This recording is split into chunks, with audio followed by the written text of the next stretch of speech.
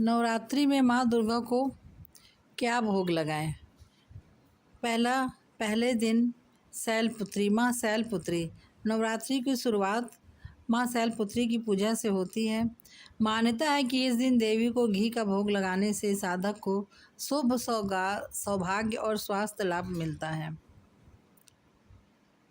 दूसरा दिन माँ ब्रह्मचारिणी की पूजा की जाती है। इन्हें मिश्री या चीनी का भोग अर्पित करना शुभ माना जाता है।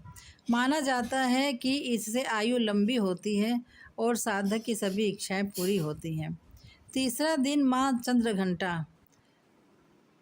नवरात्र के तीसरे दिन माँ चंद्रघंटा की पूजा होती है। देवी को प्रसन्न करने के लिए उन्हें दूध से बनी मिठाई जैसे खीर या बर्फ़ी का भोग लगाया जाता है।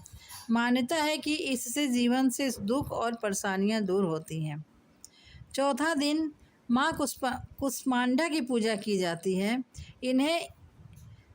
इस दिन मालपुआ का भोग लगाना शुभ माना जाता है। माँ कुष्मांडा साधक को बुद्धि और विवेक का आशीर्वाद देती है। पाँचवें दिन माँ स्कंद माता की पूजा की जाती है। इस दिन देवी को केले का भोग अर्पित करने से परिवार में सुख शांति बनी रहती है और संतान से जुड़ी चिंताएं दूर हो जाती हैं। छठा दिन माँ कात्यायनी की पूजा की जाती है। ऐसा कहा जाता है कि इस दिन देवी को शहद का भोग लगाने से वैभव और सम्मान की प्राप्ति होती है। सातवें दिन माँ कालरात्रि की पूजा की जाती है। इस दिन गुड़ या गुड़ से बनी चीज़ें अर्पित करने से भय और संकट दूर हो जाते हैं।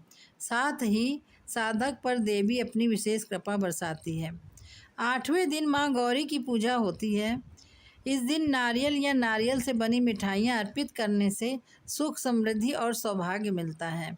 नौवें दिन या आखिरी दिन माँ सिद्धिदात्री की पूजा की जाती है। ऐसा माना जाता है कि इस दिन देवी को हलवा पूड़ी और चने का भोग लगाने से पूरे साल कार्यों में सफलता और सिद्धि मिलती है।